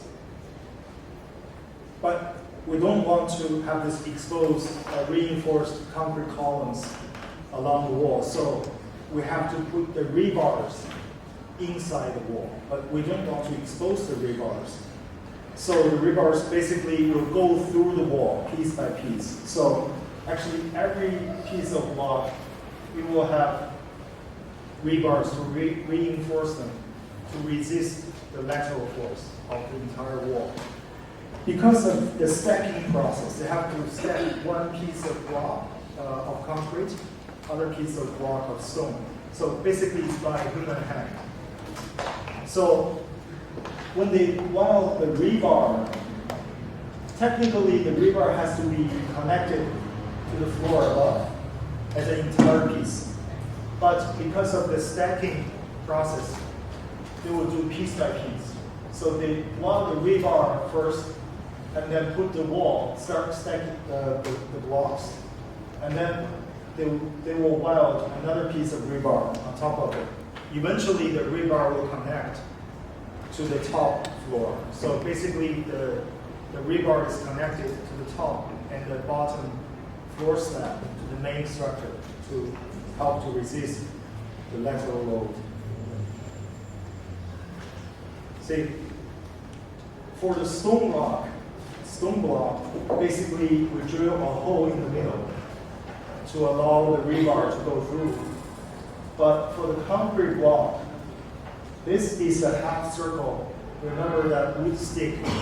Because of the wood stick, so on each side of the block, we'll have this half circle empty space.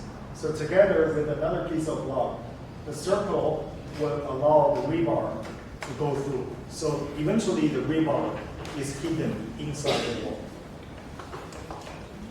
But the problem is how we finish the very top piece.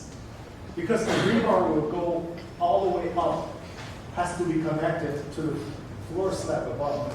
So the very top piece is very tricky issue. And we actually spent a week we didn't really think about this before the construction had the problem. And then we have to work together with the laborers to find out the solution. And later on, it's the laborers who solve the issue. First of all, they will leave empty space between the rebar and the top of the slab. They put additional piece of rock like this. And then they weld the rebar to the top of the slab. And they push up this piece of block of the stone and sliding the concrete block. So they eventually finish this entire piece of this facade. So it will be like this eventually.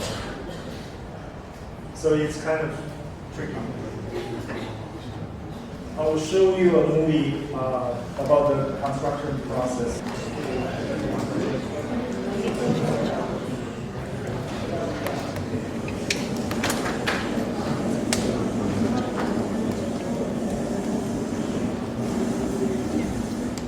That's about 15 years ago. The client went to the site and take the hot air balloon, go all the way up to the sky, and then overlook the entire site.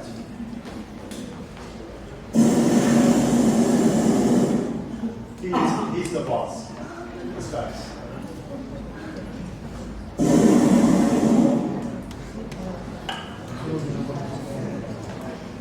And that's the starting point of the whole construction, digging the pit to the basement, the foundation, and then the piling work.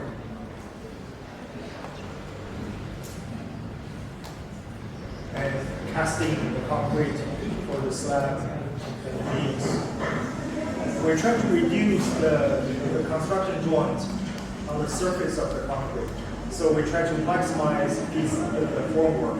This is the big formwork installed to the right projection of the building. So sometimes it's the whole piece of one space. And that's the formal, that's how they push out the concrete block.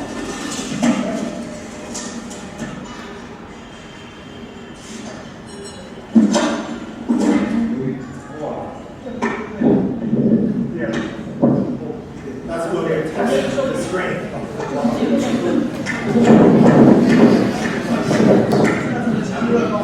We do have a structural engineer, but I try to be sure.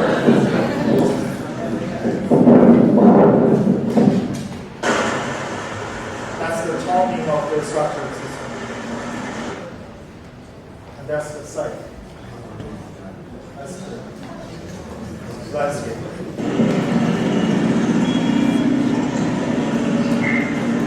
That's the stacking process.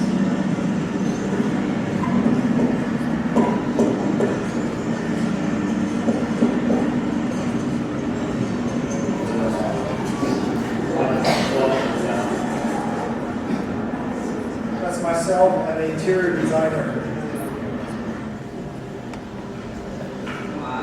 We'll have a fence around the compound. So this is basically from the local stone wall technique. On the other side of the fence is a slope of grass.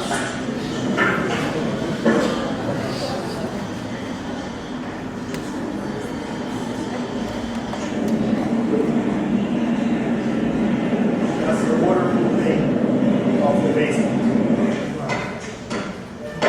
This is when they make some mistake, they have to knock it out.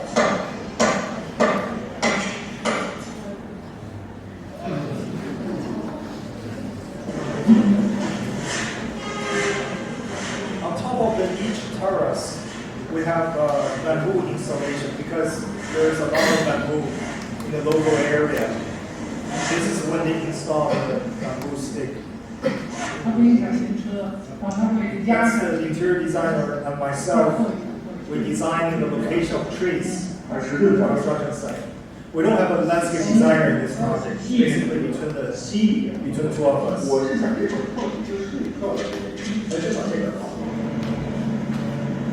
And in the middle of the reflecting hall, we have a cutting walkway. Later on, you will see it.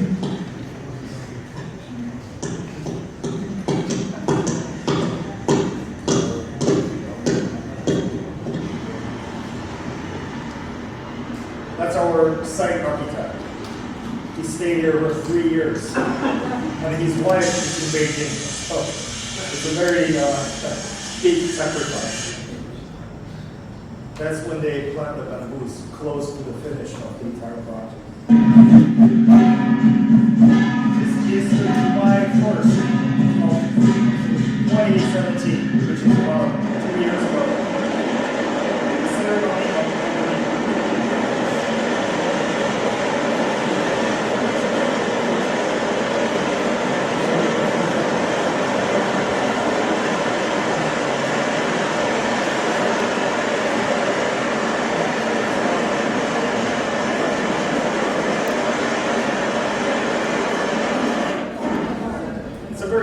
tradition of this firecrackers.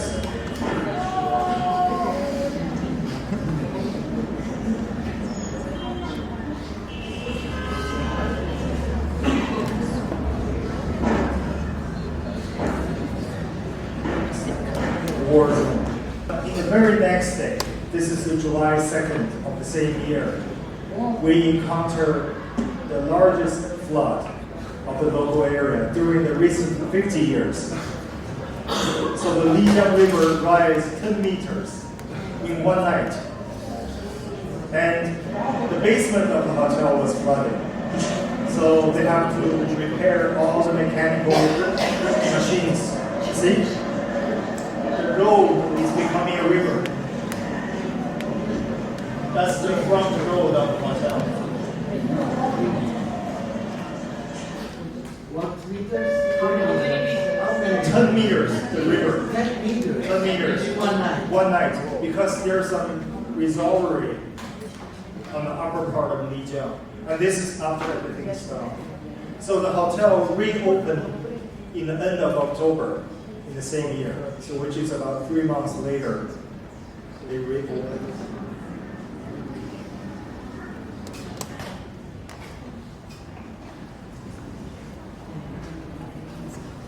I will show you another video about the finishing condition of the hotel. That's the bamboo installation on top of the terrace. And the ivy will climb up. Right now you already have some ivies, so it's the vegetation together with the installation.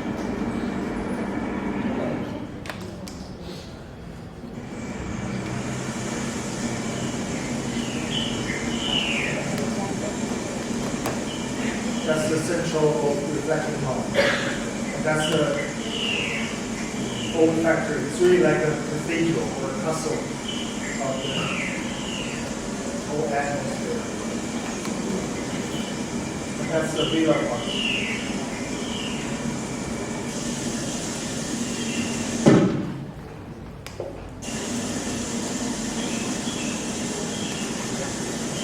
So in the middle of the hall, we have a cut-in walkway. It's a kind of similar logic to the cut-in walkway along the main volume of the building. So it's a similar design vocabulary. But this one is horizontal, that one is vertical.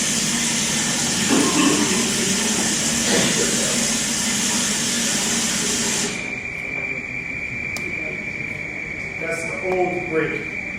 Part of the reason why we use the concrete block and together with the stone is trying to keep a certain subtle consistency between this new material and the old brick wall. So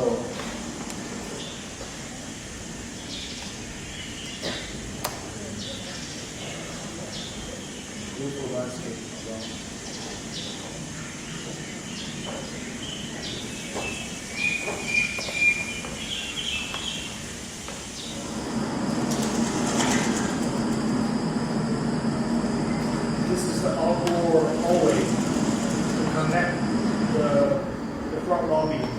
With the typical room volume.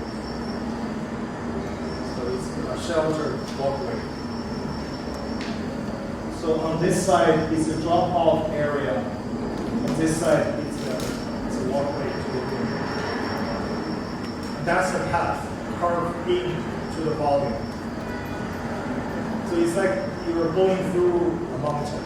That's our design intention. That's one of the public terrace. So this is the functional corridor system. That's the carved-in walkway system. So it's the two systems parallel to each other. One is function, one is functionless.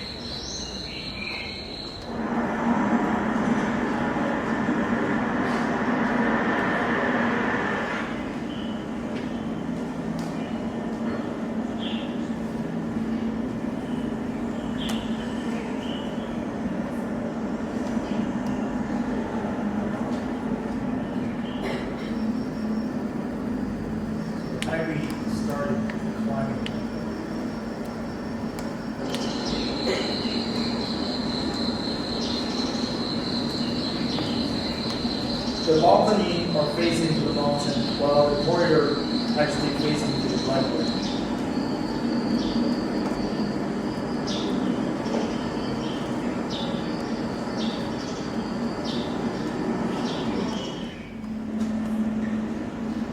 That's the corridor connecting to the rooms.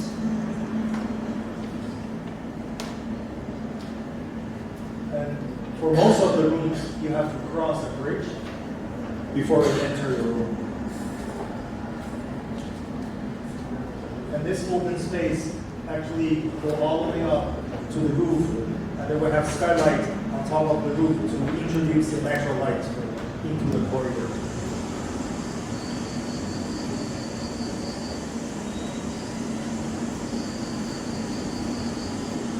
That's the central pond. There's a sunken plaza here, connected by the pond beach walkway. And that's the plus, which now it's a swimming pool, which is the best location to look into the distance, the layers of mountains across the river.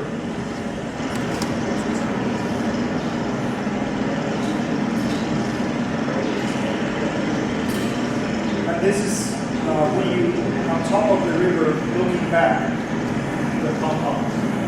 That's the swimming pool. This is the old structure, the brick wall. That's the sunken plaza. This is the old, the new structure.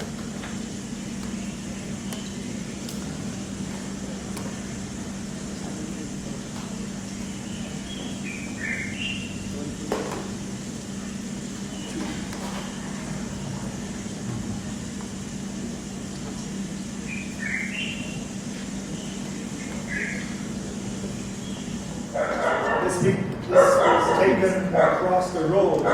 There is a village, so it's looked into the building from the village. And that's the twilight time, where the light comes from inside of this translucency of the facade.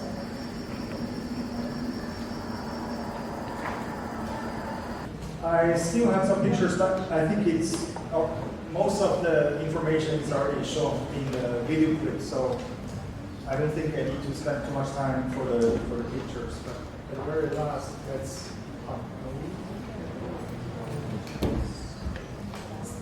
the last one. We can stop here. We actually worked with a very good lighting designer from Australia, very professional. So eventually, as an architect, I quite like the quality of the artificial light as well. All right, I think that's all for my presentation today. Thank you for the.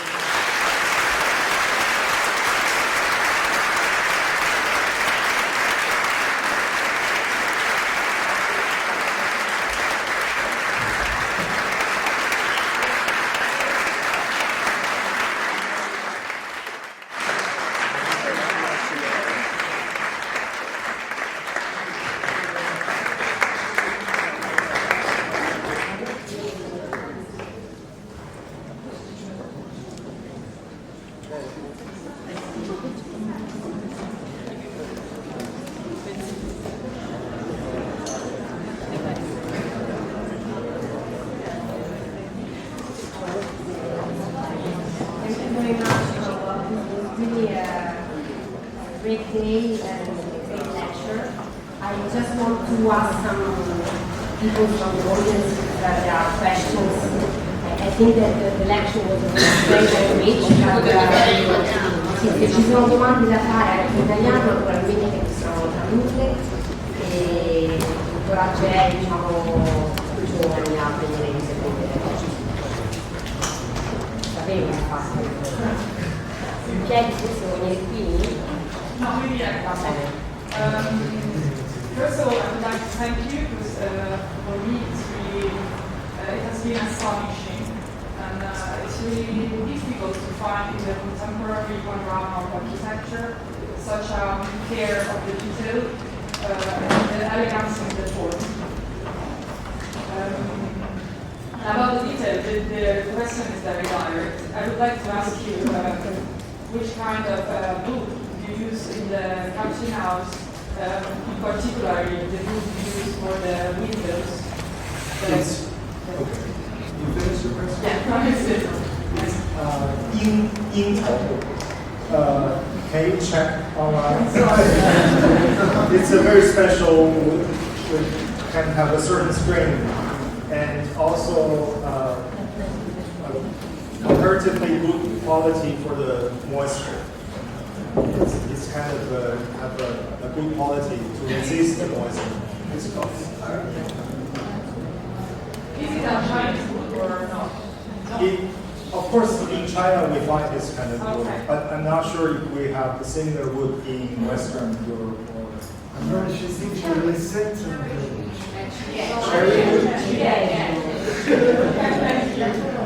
ti deve bastare. It's the cherry tree. Ho visto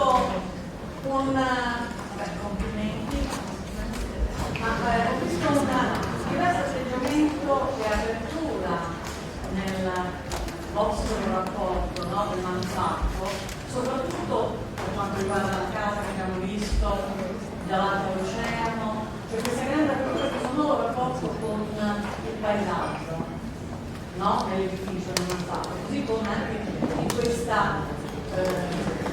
nuovo manufatto della fabbrica.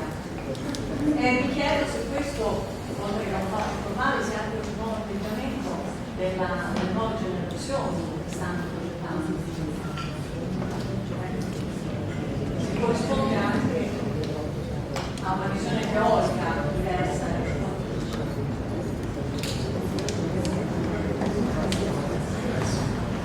Well, I think it's based on the specific conditions regarding the openness.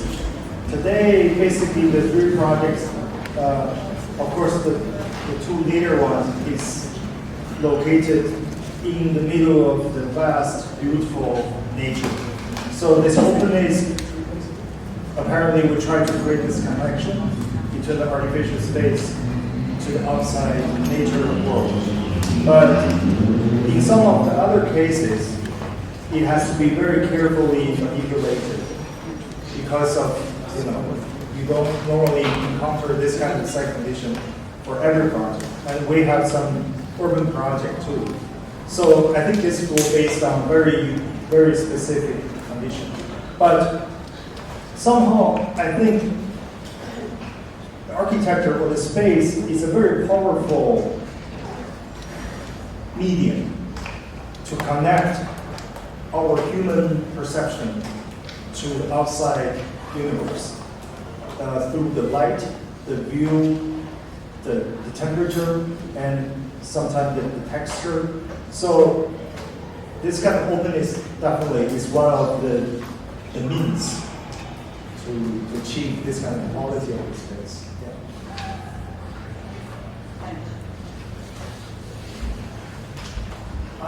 I would like to ask you one thing about, in the first example you showed us, you made like a typological, theological interpretation of an ancient kind of typical architectural scheme in Beijing in a newer and modern fashion. And in the third example you showed us, you made the work of interpretation of the genuine culture. And so, although something like a reference from the background, from the landscape, from the earth, from the traditions of the place where you make architecture. So, my question is, do you even or ever use more abstract references to traditions? I think, well, this is a very sensitive issue now in China regarding tradition. But for me, I don't know. It's very personal. It's very personal, I have to say. I don't see tradition is necessarily limited in the Chinese tradition for myself, because my experience of study and practicing of architecture is actually a combination of very local Chinese and also the Western experience as well. I studied in States for my master's degree, and I worked there. I worked in New York for many years. So I think I am Chinese. I grew up in China. So in my blood, there must be something belonging to this culture. But my experience allowed me to open my eye to bigger world. For example, the two examples you bring up. Of course, the very first one, the small courtyard, because of the urban surrounding, it's a very apparent typology of the traditional Chinese courtyard type of building. But the Yangshuo project is actually after I visited the villa here in Rome. It's called ArchiDiAP. Yeah. I was so amazed by how this primitive building volume with a primitive geometry, I guess because of course, one important factor back to 2,000 years ago is because of the structure. Because the primitive geometry allowed them to build stone or arch or whatsoever. But the height of the land and also the condition of the land is always changing. So the rotation of the axis and then how the volumes meet together to create a plaza or interior space. And during this combination of architecture treatment, you always feel you are inside something, but you always connect to the outside, to the landscape or to the direction of road.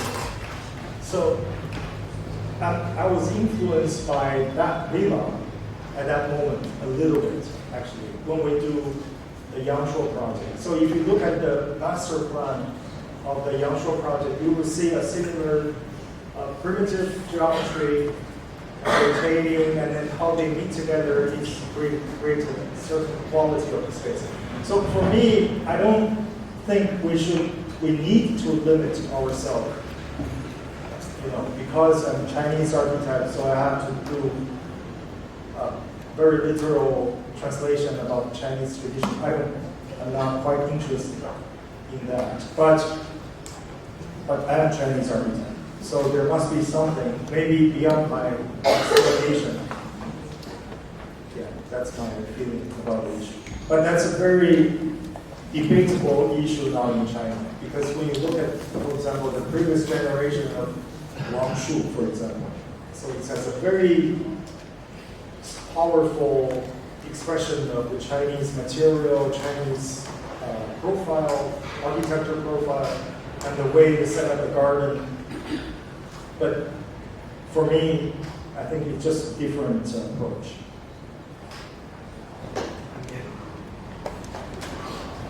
I'd like to ask some other things about your relationship between the including of the idea, the starting idea, in order to do a new project. From your point of view, which are the main differences in terms of vision, financial investments, innovation and experimentation in order to build materials for the construction between public and private clients? Is it possible to understand something more about it? Well, in China, my personal experience that, yeah, we work both. Sometimes we have some public project from the government. Sometimes we work with private owners. But during the recent 4 or 5 years, I think the whole condition, to my personal point of view, it's kind of improving, meaning that more and more clients, they want to find good architect to design good buildings for them. And it's not only about the idealism, it's also the quality of architecture has a tighter relation with their business success. I think that's a progress of the whole society, because like the building we are in, or there's a lot of examples in the history, Western and Eastern. A great architecture is always it's a symbol of the social consciousness. So in China, I think more and more we get into this kind of situation, which is good. But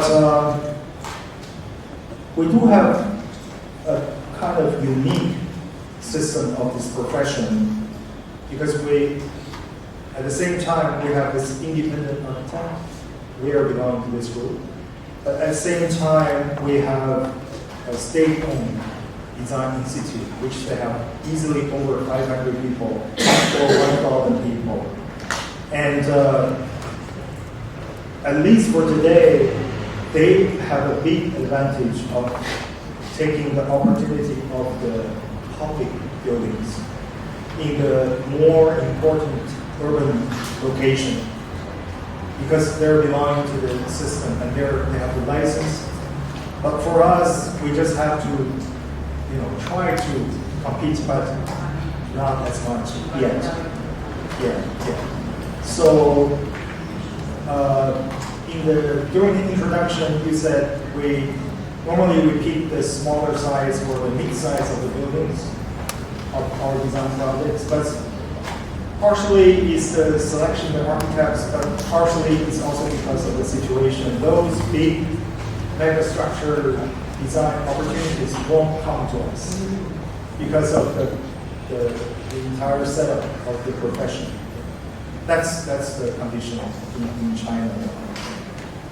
Do I answer your question? I think that. So you wish to do a big project, or you like to do? Well, I think we have to be very careful about the size or the scale of the building, because sometimes it's just purely because of the driven by the commercial desire, not appropriate for the urban surrounding environment. But in some unique case, I'm okay with this megastructure. If you go around the world, this is a city, you can see ancient megastructure everywhere, and they can have a very good relationship with the rhythm of the urban space. So it really depends on the specific condition. But when we do big buildings, I think architect has to be very careful, because it could be easily destroyed, the context. But it depends.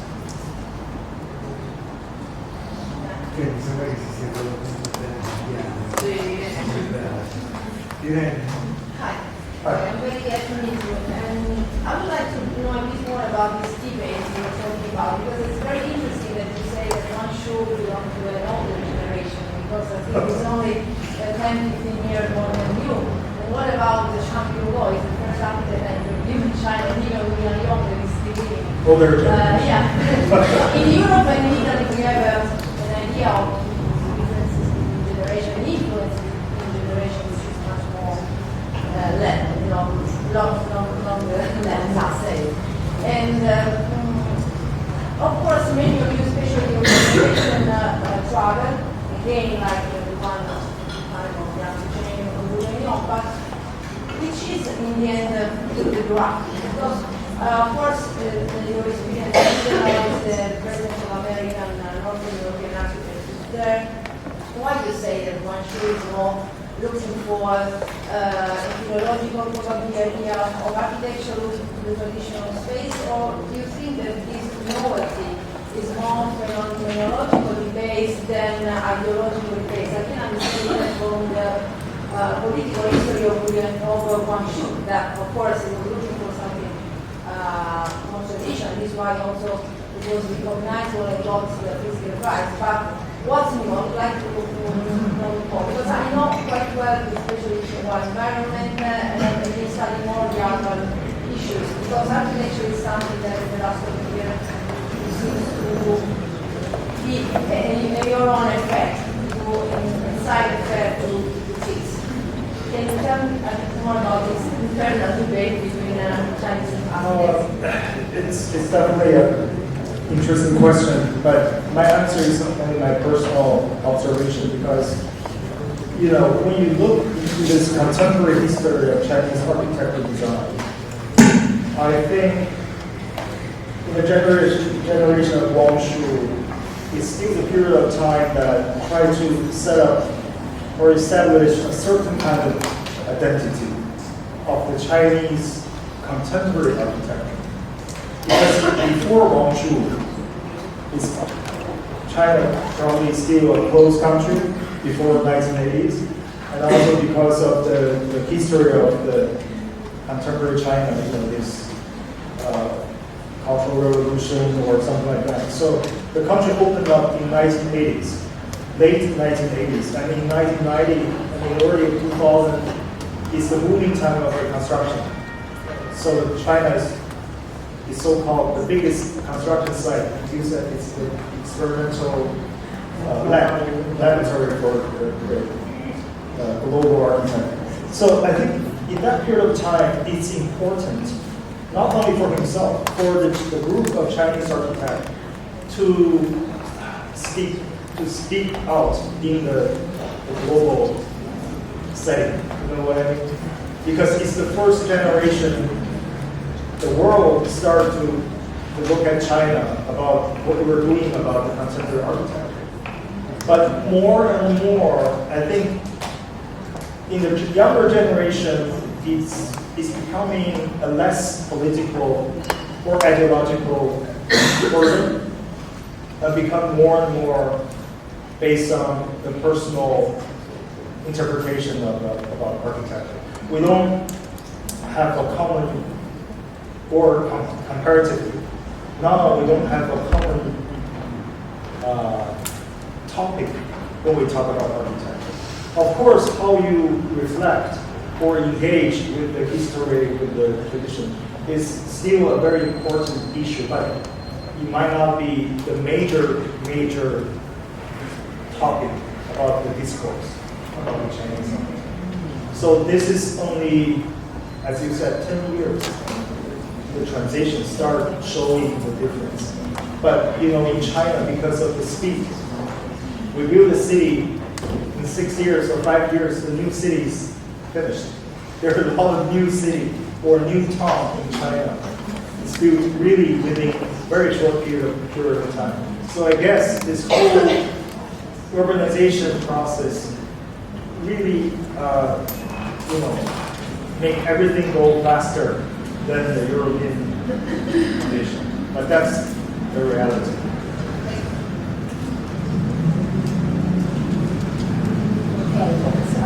I would say that maybe we stop here. If someone, se qualcuno vuole unirsi, prenderemo un aperitivo qua sotto in piazza con l'architetto.